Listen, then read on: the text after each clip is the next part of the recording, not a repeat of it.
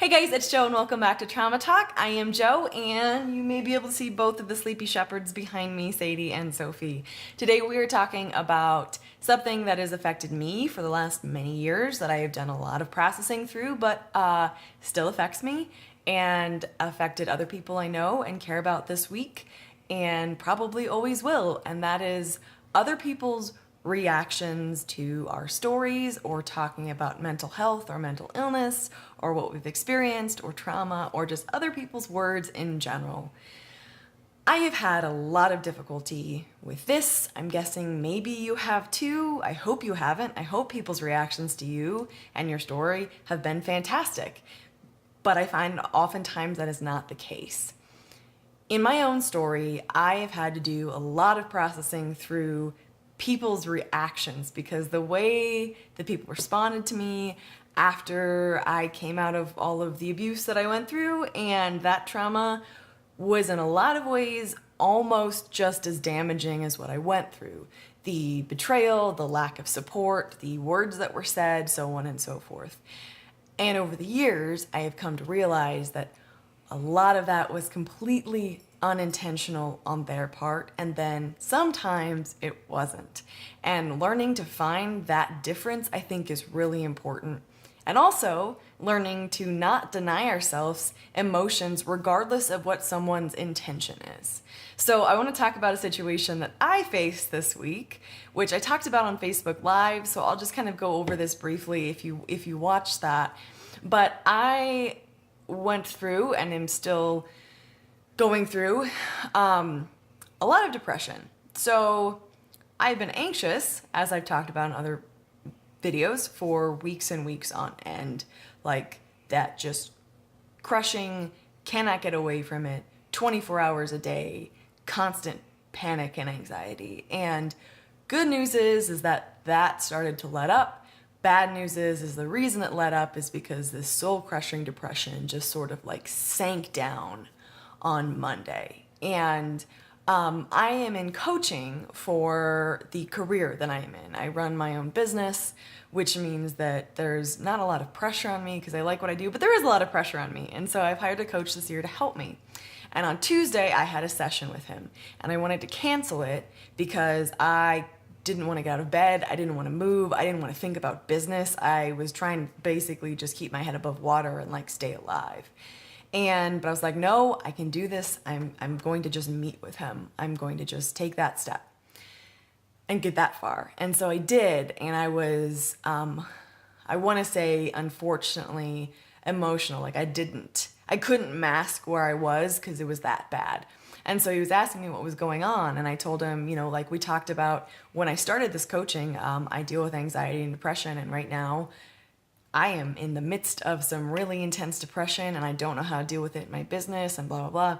And his reaction was, let me clarify, very compassionate. I know for a fact that he cared. I know that he wanted to help. I know from his body language and his tone and his expressions that like he wanted to fix it. He didn't like that I was hurting. I don't think he was even like selfish. Like he was uncomfortable with my discomfort, though maybe that was part of it. But like he just wanted to make it better. And the things he said to try to make it better made it worse. Like saying things like, oh, you've just got to get your smile back. And what, that stuff's all in the past. You don't have to think about it anymore. And we've never talked about trauma or anything like that. So all he knows is that I have clinical depression. And so when he's saying all that stuff's in the past, it's like, no, it's not in the past. It's very much in the present. It's very much right now. It's not something I can just smile away. It's not just something I can wish away. And there were a lot of other things that he said that, again, were very well-intended, well-meaning, just think positive and look on the bright side of things and stuff like that, where, again, he meant well, but when I was in that mindset, it affected me very negatively because I don't have the emotional tools to tell myself, hey, listen, he means well, he is trying to help. He's just not educated on how to help someone who's depressed. And so I spent the rest of the day like trying to fight off all of my own demons telling me like, yeah, everything is in the past. Why are you even still having a hard time? Like, why are you depressed? You shouldn't be depressed. It's all in your head.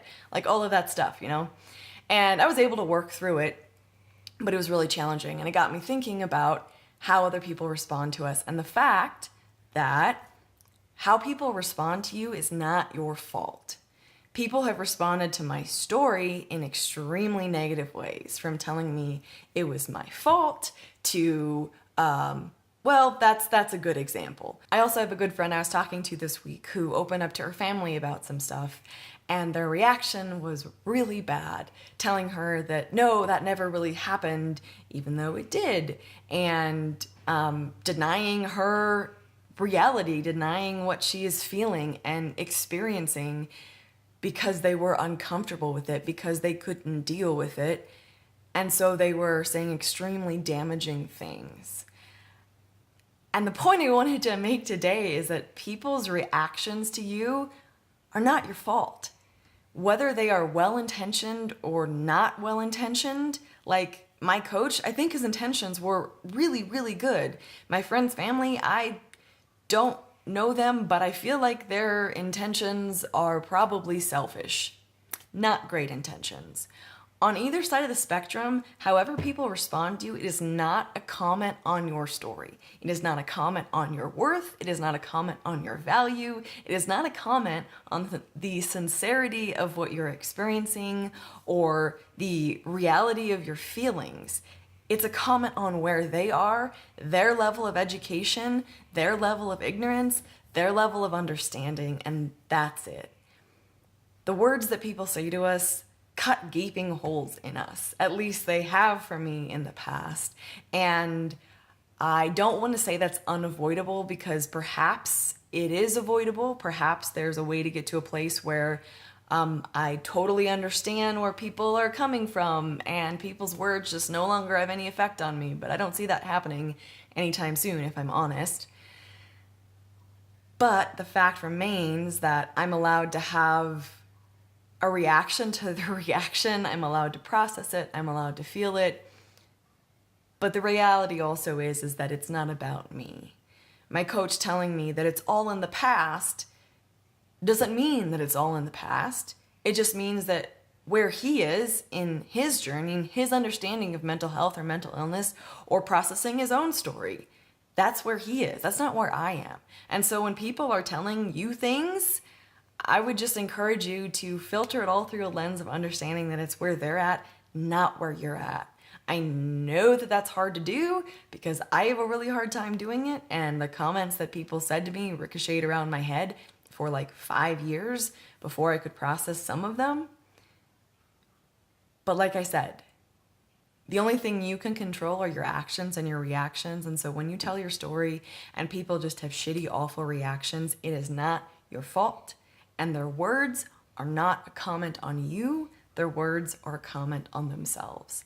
I sincerely hope that people are incredibly supportive and know the right words to say, but they don't always. We don't live in a society that educates people well on how to respond to someone who is depressed or anxious or dealing with PTSD or has experienced sexual assault or domestic violence or a natural disaster or a combat zone or anything like that.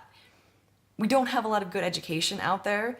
We don't have a society that is generally too understanding initially, and sometimes you have to educate people on how to respond to you. So if that's the case, understand that most people's intentions are generally good, and sometimes they just don't know how to respond. It's not your fault. It's not a comment on you. You are valid. Your story is valid. What you are going through is valid, and it's not your fault if they respond to you badly. I would encourage you to keep talking. Find safe people. Find people who you can talk to. Find people who will listen and not say things that are insensitive or damaging. Find people who are supportive, because they are out there. I promise you, they are out there. Thanks, guys. I'm Jo Beckwith. This is Trauma Talk. I look forward to seeing you on Thursday in Thursday's video. Please take care of yourselves until then, and do not leave before you hit subscribe or like if you're on Facebook. Thanks, guys.